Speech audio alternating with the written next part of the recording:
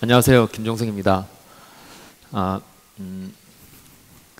요즘에 ICO 덕분일 수도 있고, 또는 이 블록체인 생태계에 대한 전반적인 이 관심이 이제 많아짐에 따라서 이 토큰 경제, 토큰 이코노미를 어떻게 디자인하냐가 사실은 ICO뿐만 아니라 블록체인 생태계 또는 그 블록체인 기반 서비스의 어떤 미래에 되게 중요한 점으로 이제 부각이 되고 있습니다. 그래서 오늘 이제 저는 블록체인 생태계 차원에서 가장 의미 있다고 생각되는 이 토큰 경제, 토큰 이코노미에 대해서 전반적으로 말씀을 드리도록 하겠습니다. 사실 주어진 시간이 이제 많지 않아서 이 핵심적인 내용만 말씀드리고 자료는 별도의 방식으로 공유 드리도록 하겠습니다. 이제 시작은 그렇죠. 토큰 경제가 왜 중요하냐, 토큰 이코노미가 왜 중요하냐. 여기 이제 ICO에 한 번이라도 이제 참여해 보셨거나 또는 이 백서를 읽어보신 분들은 뭐 잘 아시겠지만 사실은 화이트 페이퍼 백서의 가장 근간이 되는 것은 바로 이제 토큰 이코노미입니다. 사실 그렇잖아요. 우리가 ICO에 참여한다는 거는 바로 토큰을 산다는 거잖아요. 나의 이더나 비트코인과 같은 특정 토큰을 지불하고 새로운 뉴 토큰을 산다는 건데, 그 토큰이 어떤 구조로 되어 있고 이게 그 서비스에서 어떤 의미가 있는지가 사실은 더 중요하죠. 그러니까 투자자 관점이 아니라 정말 그 서비스의 사용자 관점까지 고려를 해야 되는 게 바로 이제 토큰 이코노미라고 말씀드릴 수 있겠습니다. 먼저 이제 ICO 현황 얘기 간단히 말씀을 드릴게요. 2018년 1사분기 1쿼터에 ICO를 한 기업이 한 400여 개로 알려져 있는데 사실은 이 중에 의미 있는 거는 절반도 되지 않습니다. 실제로 10만 불 이상 ICO를 했던 기업은 약 200여 개로 알려져 있는데, 이 중에서 되게 놀라운 데이터는 뭐냐면 89개, 그러니까 412개 중에 89개가 거래소에 상장이 됐다는 거예요. 암호화폐 거래소에 리스팅이 되어 있는데, 실제로 리스팅 때까지 걸리는 시간이 3주에 지나지 않았습니다. 그러니까 이제 우리가 작년, 재작년 돌이켜서 생각을 해보면 다양한 형태의 ICO가 있었고 이런 토큰들이 발행이 되고, 그게 실제로 우리가 이 빗썸이 됐든 아니면 후오비가 됐든 이런 이제 거래소에 상장되기까지 되게 많은 시간이 걸렸었는데, 최소 3개월에서 6개월. 지금 올해 1쿼터의 데이터를 보면 이제 3주 만에, ICO 끝난 이후에 3주 만에 다 리스팅이 됐다는 거죠. 그러니까 이제 투자자 입장에서는 훨씬 더 차익 실현할 기회가 더 늘어난 거죠. 그래서 이제 락업 기간이라고 하는 게 있음에도 불구하고 오히려 지금은 거래소 상장되는 게 이제 토큰의 가치를 떨어뜨리는 그런 영향을 미치기도 합니다. 근데 여기서 더 중요한 게 있습니다. 이게 이제 보여주는 데이터가 전체 그러면은 토큰이 리스팅된 이후에 가치가 어떻게 달라졌냐인데, 실제로 한 49.3% 정도로 일종의 더 올랐다는 얘기죠. 그런데 대부분의 그 ICO 한 토큰들은 이 발행가 이하입니다. 정확하게는 83%가 발행가 이하에서 이제 거래가 된다는 거죠. 그러니까 이거는 누가 봐도 이게 초기 투자자가 다 이제 매도했다는 걸 알 수 있겠죠. 그래서 토큰의 가치가 떨어진 거죠. 그러니까 지금 현재 이 ICO 시장을 자세히 보면 결국은 이 거래소에 상장되고 바로 차익 실현하는 게 대부분이라고 말씀드릴 수 있겠습니다. 물론 몇몇 개 이 기업들은 미래 가치, 이 서비스, 이 비즈니스 모델의 미래 가치를 충분히 이제 인정을 받기 때문에 상장 당시의 발행가보다 훨씬 더 높은 가격에 거래가 될 수 있겠죠. 그러니까 이제 여기서 우리가 잘 받을 게 투자자 관점에서 그렇지만 서비스 사용자 관점에서의 가치라는 거는 현재는 전혀 반영되어 있지 않다라는 게 큰 특징으로 말씀드릴 수 있겠습니다.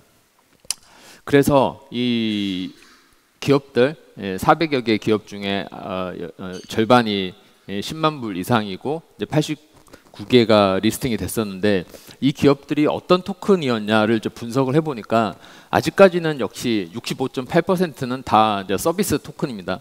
우리가 얘기하는 유틸리티 토큰이라고 얘기할 수도 있습니다. 그러니까 특정 서비스에서 무언가 사용하기 위해서 만들어진 토큰이죠. 근데 그럼에도 불구하고 이 서비스의 가치는 제대로 이제 인정받지 못하고 있다라는 게 현재 주소인 것 같습니다.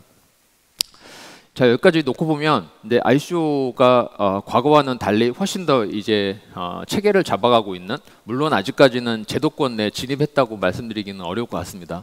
근데 그럼에도 불구하고 체계를 잡아가고 있는 상황인데도 불구하고 이런 이 ICO 말 그대로 그러니까 어떤 비즈니스 모델, 어떤 서비스가 사실은 펀드레이징을 하고 그게 특정 서비스를 론칭하는 데까지 그런 이제 시간이 걸리는데, 그런 가치들을 인정받지 못한 채 이제 초기에 그런 말 그대로 투자자가 투자 또는 투기 목적으로 이제 차익을 실현하는 게 현재 대부분이었습니다. 앞으로 그래서 더 중요한 거는 그 정말 토큰이 이 초기 투자자들은 어떻게 보면은 약간 증권형 개념으로 생각을 하고 있죠. 이런 게 아니라 정말 이게 토큰이 에코시스템을 만들고 그 에코시스템 덕분에 토큰의 가치가 올라가게 하는 게 이제 어떻게 해야지 그런 토큰의 가치를 만들 수 있을 거냐가 앞으로 이제 점점 더 중요해지는 것 같습니다. 다시 돌아가서 토큰이 뭐냐? 물론 이 전 세션에서 여러 번 이제 들으셨겠지만 이제 키워드들이 몇 가지가 있습니다. 사실 토큰하면 밸류를 빼놓을 수 없겠죠. 어떤 밸류의 단위인데 이게 셀프 거번 또는 어떤 인센티브 또는 리워드, 어떤 혜택 이런 것들을 재분배하는 게 사실은 의미가 있습니다. 그러니까 이게 무슨 얘기냐면 토큰이라고 하는 게 과거의 주식과는 다르게 어떻게 보면은 분배 시스템이 전혀 다른 거거든요. ICO라고 하는 거는 특정 소수의 주주들을 대상으로 파는 게 아니라 불특정 다수 누구나가 참여해서 그 서비스의 가치들을 다 보유할 수 있는, 그러니까 사용자이면서 투자자이면서 그 회사의 주인이 될 수 있는 그런 모델이기 때문에 과거와 같은 주식과 같은 개념보다는 훨씬 더 확장된 개념으로 우리가 이해를 해야 됩니다. 그래서 큰 특징을 보면 이게 이제 그 자산, 그러니까 그 서비스 그 BM과 서비스의 디지털 어떤 자산의 어떤 디지털 표현이라고 말씀드릴 수 있겠고, 그게 텐저블하거나 그렇지 않거나 아니면 유형의 자산이거나 무형의 자산이거나 이제 관계없이 이런 속성을 가지고 있고, 여기서 이제 우리가 기억해야 될 거는 그 토큰의 오너십 자체가 스마트 컨트랙에 의해서 그러니까 블록체인 기술에 의해서 이 관리가 되고 서로 주고받는 그런 메커니즘이 이루어진다는 거죠. 그리고 여러 가지 그 프로그래밍 가능한 그런 펑션들이 그 토큰 안에 개입되어 있다는 게 이제 과거와는 다른 형태라고 이해할 수가 있겠습니다. 그러니까 아무리 증권형 토큰, 서비스형 토큰이라고 얘기하지만 토큰의 어떤 본질적 가치는 철저하게 이게 이 IT적인 속성을 더 가지고 있습니다. 그러니까 말 그대로 디지털의 속성을 가지고 있다는 거죠. 그로 인해서 가능해지는 게 여러 가지가 이제 나올 수가 있습니다. 그래서 우리가 토큰 또는 토큰화라고 얘기할 때는 그런 과거의 어떤 자산 또는 권리, 어떤 디지털 상품에 대해서 말 그대로 교환 가능한, 디지털 세계에서 교환 가능한 어떤 단위 형태로 만들어내고 그게 새로운 에코를 만드는데 이제 기반이 된다는 게 의미가 그러니까 그 과거의 주식과는 전혀 다른 의미를 가지고 있다고 말씀드릴 수 있겠습니다. 이렇게 보면은 토큰을 분류하거나 어떤 유형의 토큰이고 어떤 속성의 토큰이냐가 그 토큰의 미래 가치를 결정짓는데 중요한 어떤 기준이 되는 것 같습니다. 그래서 뭐 분류는 여러 가지가 있을 수 있겠지만 목적에 따라서 분류하거나 아니면 그 유틸리티 속성에 따라서 분류하거나 아니면 기술적인 차원, 기술적인 레이어에 따라서 분류도 가능할 것 같습니다. 그리고 요즘에는 더 이제 법적인 이슈가 이제 많아짐에 따라서 레귤레이션 관점에서 토큰의 속성을 분류하는 것도 요즘에는 중요하게 부각이 되고 있습니다. 그리고 실물 자산, 그러니까 실물 경제가 뒷받침하는 형태의 그런 토큰들이 나오기 시작했죠. 그러니까 뭐 부동산 관련한 토큰들, 그러니까 부동산 자산이 담보하고 있는 토큰들은 다 그런 유형들이죠. 그래서 그런 기준을 가지고 토큰을 분류하는 것도 하나의 이 기준으로 제시가 되고 있습니다. 그 지난달에 뉴욕에서 돈 탭스코트 다들 아시죠? 돈 탭스코트께서 이제 프레젠테이션에 이 암호 자산이라고 이제 표현하죠. 포괄적으로는 암호 화폐보다 더 포괄적인 암호 자산이라고 얘기하는데 암호 자산에 대해서 7가지로 이제 분류를 하더라고요. 그러니까 그 나름대로 또 분류 기준이 있죠. 근데 어떻게 보면 이게 우리 입장에서는 더 직관적인 것 같습니다. 그러니까 암호화폐 속성을 가진, 그러니까 화폐 속성을 가지고 있는 것들 또는 플랫폼 속성을 가지고 있는 것들 좀 다르잖아요. 그 다음에 유틸리티, 철저하게 특정 서비스를 위해서만 사용되는 토큰들이 있을 거고, 이거는 말 그대로 증권형 토큰이죠. 이런 기준들이 이제 다 다르고, 그 다음에 이제 특이한 거는 돈탭스코트는 이 내추럴 에셋 토큰, 그러니까 뭐 천연 자원들, 우리 말 그대로 자연 자원들을 담보하고 있는, 자연 자원이 담보하고 있는 토큰들도 제시하던데, 이렇게 이제 여러 가지 기준들로 자꾸 이제 제시가 되고, 그 다음에 이제 법적으로는 레귤레이션 관점에서는 그 어떤 토큰의 종류에 따라서 어떤 법적인 조건들이 부과가 돼야 되느냐를 이제 중요하게 이제 보기도 합니다. 스위스 핀마 같은 경우에 스위스의 우리나라로 치면 금융위원회 정도 되겠죠. 금융이 성격을 가지고 있는 게 핀마인데 여기서는 제도적인 어떤 기준이 중요하잖아요. 그래서 이 지불 목적의 토큰이면은 당연히 우리가 아는 자금 세탁 방지나 이제 KYC, 신원 확인이나 이런 것들이 이제 기본이 돼야 된다는 것들이 이제 법적으로 강제가 되어 있고, 유틸리티 토큰은 특정 서비스에서만 쓰는 일종의 이제 포인트라고 생각할 수도 있겠죠. 이런 것들에 대한 규제는 사실상은 의미가 없는 거고요. 에셋 토큰, 그러니까 말 그대로 증권형 토큰은 당연히 증권 거래, 그러니까 증권 발행하고 거래에 대한 제반 규칙들을 다 따르는 것들이 이제 기본이 되어 있습니다. 이렇게 이제 토큰은 비즈니스 모델부터 모델 관점, 그 다음에 레귤레이션 관점, 또 사용자 어떤 사용성 관점, 여러 가지 관점에서 이제 어떻게 설계하느냐가 정말 이제 중요한 포인트가 되지 않을 수가 없습니다.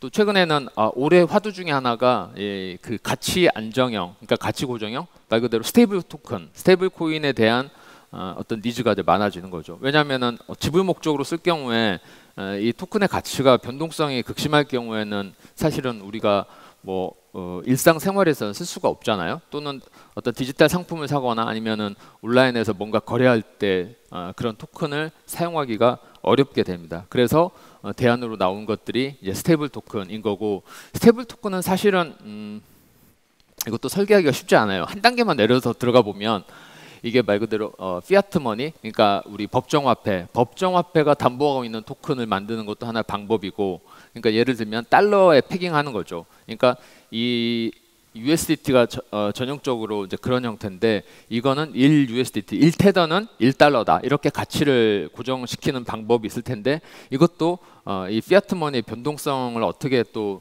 극복하느냐, 이런 이슈들도 나올 수가 있습니다. 또는 이 크립토 자산을 담보로 이제 발행하는 토큰들도 있는데, 이거 역시 이제 근본적인 문제를 해결하기 어렵고, 이제 세 번째 사실은 이 가치 안정형, 가치 고정형 이 토큰에서 가장 요즘에 주목받고 연구가 많이 되는 게 바로 이제 세 번째입니다. 말 그대로 얘는 담보하고 있는 자산이 없는 거예요. 자산이 있는 게 아니라 얘는 스마트 컨트랙트로 그 가치를 계속 고정시켜 나가는 그런 모델들인데, 이거 역시 어떻게 보면은 거의 국가 차원에서 할 일이 되겠죠. 이런 부분에 대한 연구가 많이 되고, 올해 이 세 번째 영역에 대한 토큰들이 하나둘씩 이제 소개가 되고 있는 것 같습니다. 어쨌든 이런 다양한 유형의 토큰 분류 또는 이런 개념을 가지고 이제 설계하는 것들이 이제 본격적으로 진행되는 게 사실은 이제 올해 화두인 거고, 이제 사실은 토큰을 설계한다는 거, 토큰 경제를 설계한다는 거는 이제 두 가지를 다 포함합니다. 이런 이제 서비스 목적, 또 경제 메커니즘 관점에서도 있고, 한 축으로는 그 서비스에서 토큰이 어떻게 소진되고 어떻게 재사용되게 만드느냐, 이제 기술 관점도 다 봐야 되는 거죠. 이런 관점에서 이제 토큰 설계가 앞으로 더 주목을 끌고 있습니다. 근데 이게 이제 근본 메커니즘을 보면 어떤 액터가, 어떤 행위자가 특정 액티비티를 하게 하는 게 사실은 이제 토큰이 하나의 인센티브가 되는 거잖아요.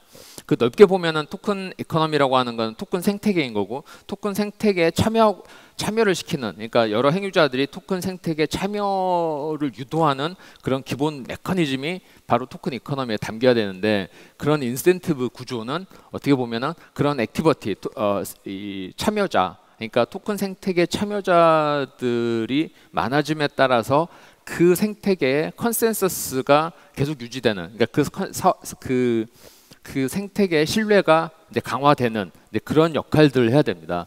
그러니까 말 그대로 이 인센티브 구조, 토큰이라고 하는 인센티브 구조가 그 생태계의 컨센서스 알고리즘과 떼놓을 수 없다는 거죠. 그래서 어떻게 보면 지금 POW냐 POS냐 뭐 디포스냐 이런 컨센서스 알고리즘과 연장선상에 바로 이제 토큰 설계가 있게 됩니다. 그러니까 이 관계를 무시하고 전혀 다른 이런 인센티브 구조만 만들고 이런 리워드 시스템만 만들어서 사실은 토큰이 워킹하지 않습니다. 그러니까 기본적으로는 그 우리가 블록체인이 지향하는 게 신뢰 네트워크이잖아요. 그 신뢰 네트워크의 컨센서스를 유지시켜 나가는 게 어떻게 보면 토큰의 가장 중요한 역할이 되겠죠. 그런 관점에서 이제 우리가 주목해야 될 게 그러면 그 인센티브 구조가 도대체 어떻게 가능하냐. 네, 여기에 대해서 이제 제일 사실 어떻게 보면 이론적으로 연관성이 높은 게 바로 이제 행동 경제학입니다. 그 몇 년 전에 유행했던 그 넛지라는 책 뭐 한 번쯤은 다 들어보셨거나 읽어보신 분도 많으실 텐데 행동 경제학 관점에서 보면 어떤 내재적인 어떤 모티베이션과 외재적인 모티베이션이 있는데 그 각각의 행위자들이 뭔가 어떤 역할을 하게끔 유도하는데 그게 뭐 강제하는 개념이 아니라 사실은 이렇게 넛지가 옆구리를 찌른다는 거잖아요. 뭔가 약간의 부추김으로 인해서 그 생태계가 더 잘 워킹되도록 하는 그런 디자인들이 사실은 이제 필수적입니다. 그래서 행동 경제학에서 얘기하는 어떤 자유주의적 개입주의 뭐 이렇게 번역될 수가 있는데 이런 컨셉을 가지고 그 행위자들이 어떤 초이스 의사결정하는 그런 아키텍트를 디자인하는 게 이제 토큰 경제에서 중요한 포인트가 될 수가 있습니다. 그러니까 이게 이제 뭐냐면은 인센티브 구조를 만드는 게 사실은 이렇게 되게 직관적으로 야 너 이거 하면 이거 줄게 이런 식으로 이루어지지가 않아요. 워낙 허점도 많고 빠져나갈 여지도 많기 때문에 그러니까 이 전체 관점에서 그 인센티브를 어떻게 잘 실현되게 하거나 또는 반대로 페널티 뭔가 이 행위자들이 이 전체 생태계에 악영향을 끼치는 그런 행위를 했을 경우에 그러니까 뭔가 기만하거나 그러니까 치팅하거나 아니면은 뭐 해킹을 시도한다거나 아니면은 왜곡한다던가 뭐 부정한 어떤 행동을 할 경우에 페널티를 주는 메커니즘이 또 같이 들어가야 되는 거죠. 근데 그런 점에서 요즘에 나오는 것들은 다 뭔가를 디파짓하고 자기 뭔가를 디파짓하고 내가 정당한 행위를 하지 않았을 경우에 그거를 이제 몰수해가는 이런 식의 구조도 많이 연구가 되고 있습니다. 어떻게 보면은 이제 이런 여러 가지 관점에서 보면 토큰 이코노미가 아직 제대로 실현되고 있지는 않은 거죠. 이제 정말 초기 단계라고 생각하시면 될 것 같습니다.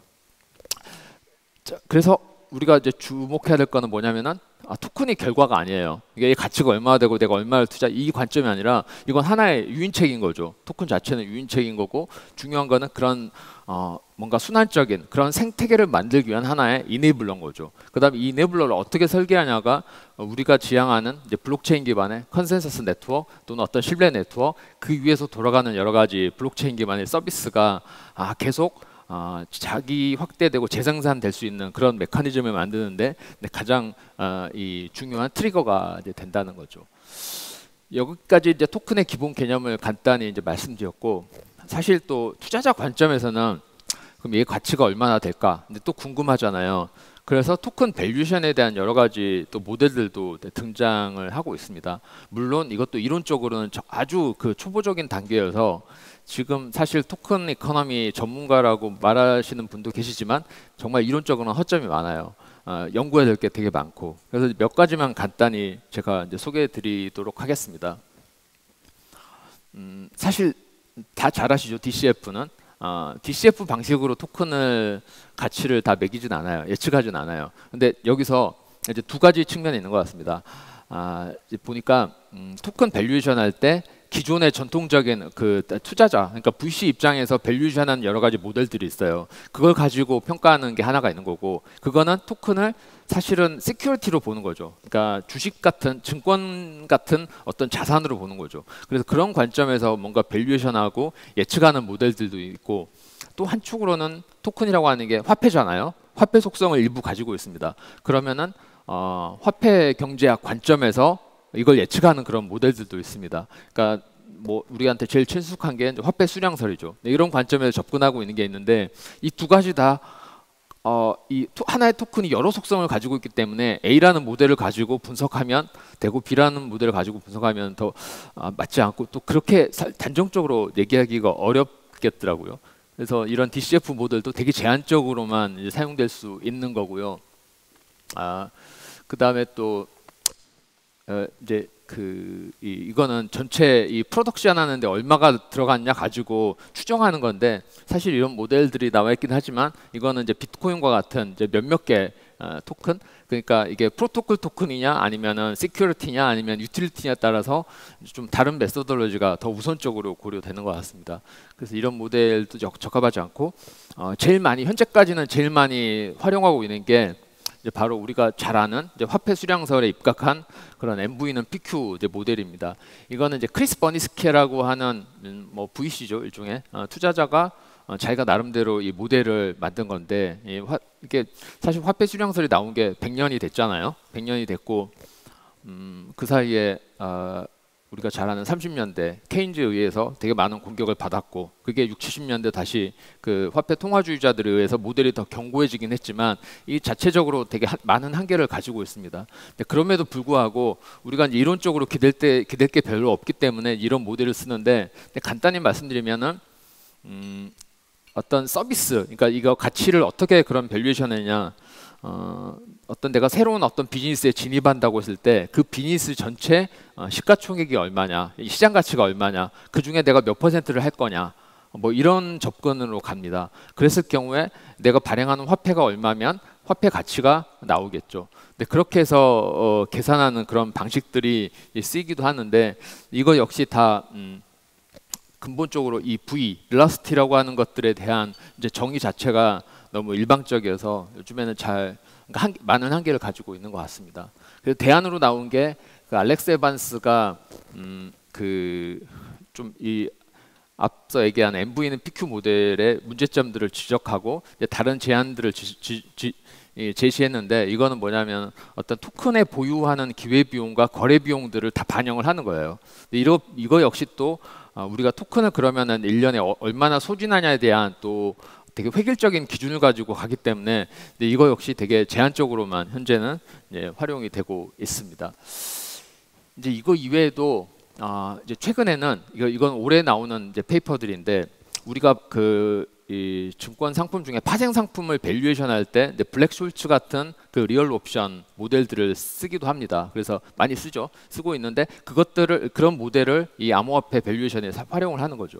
그래서 일종의 콜 옵션으로 보는 겁니다. 이 토큰을. 그래서 그 관점에서 모델을 한 그런 페이퍼들이 이제 나오기 시작했고 사실은 미래 가치가 되게 높을 거라고 예상되는 토큰 같은 경우에는 블랙숄츠로 하는 게 그럴듯해 보이기도 합니다. 여기까지 몇 가지 이제 밸류에이션 하는 걸 말씀드렸고 이제 더 중요한 거는 이제 설계 관점이죠. 두 가지 축이 다 고려가 돼야 됩니다.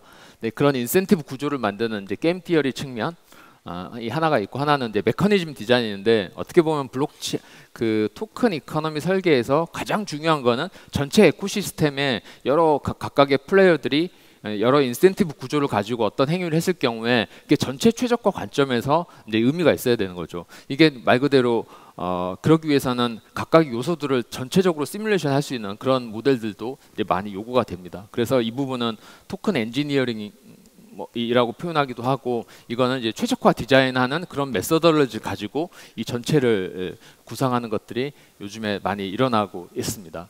게임 티어리 관점은 이게 잘 보이진 않지만 각각의 행위자들이 A라는 행동, B라는 행동을 각각 했을 경우에 우리가 아는 그 게임 티어리 그대로입니다. 그게 다 이제 배어 있는 거죠. 토큰 설계할 때. 그 관점이 하나가 있고 하나는 이제 메커니즘 디자인은 결국은 전체 시스템을 어떻게 설계하느냐로 돌아갑니다. 그러니까 어떤 행위를 각각 했을 경우에 시뮬레이션 해보면 결과가 어떻게 될 거냐 이런 예측하는 게 되게 중요하게 돼서 여기서는 여러 가지 어프로치가 있는데 시스템 다이나믹스라고 하는 이제 기법들 또는 최근에 복잡게 해서 쓰이는 에이전트 베이스 모델링 기법으로 그 토큰 경제의 그 메커니즘 디자인하는 것들이 이제 하나둘씩 논문들 또는 그 이론들이 나오고 있습니다.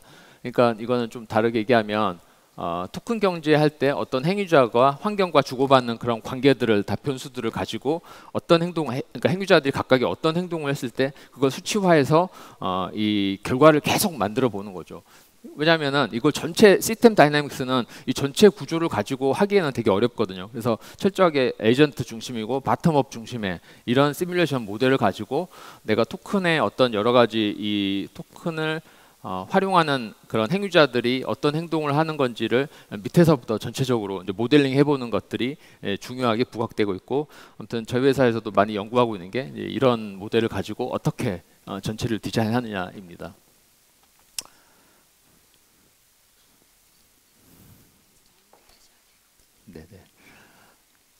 네네. 네, 안 넘어가는데, 네, 그래서 그 이제 결론을 이제 말씀드리면 그 토큰 경제에 있어서는 결국은 각각의 여러 이해관계자들이 참여하는 어떤 행동이 그 각각의 이해관계자의 이제 부의 극대화에 끝나는 게 아니라 전체 에코시스템들이 계속 자기 확대되고 진화 발전할 수 있는 그런 구조로 디자인하는 거고, 그러기 위해서는 단순한 그런 수식이 아니라 철저하게 좀 더 엔지니어링 기법들, 그 다음에 여러 가지 경제학적 그런 기법들을 가지고 이제 모델링하는 것들이 이제 중요한 거고, 그거는 결국은 이 토큰이 담고 있는 그 비즈니스 모델을 어떻게 실현하느냐가 이제 가장 중요한 점이라고 말씀드릴 수 있겠습니다. 이제 마지막인데 이게 실리콘밸리에서 많이 쓰는 얘기래요. 그러니까 먼저 저질러 보고 만약에 문제 생기면은 뭐 용서를 구해라 이런 건데, 사실은 금융에서 이렇게 하면 안 되잖아요. 그럼에도 불구하고 이 블록체인 기반의 새로운 세상을 꿈꾸는 우리들에게는 이런 노력이 필요한 것 같습니다. 어떤 혁신에 사실 한계가 있으면 안 되거든요. 먼저 제안하고 먼저 던져보고 그리고 나서 문제점들을 하나둘씩 해결해 나가는 것이 앞으로 이 블록체인 생태계 발전에 좀 더 의미가 있는 것 같습니다. 감사합니다.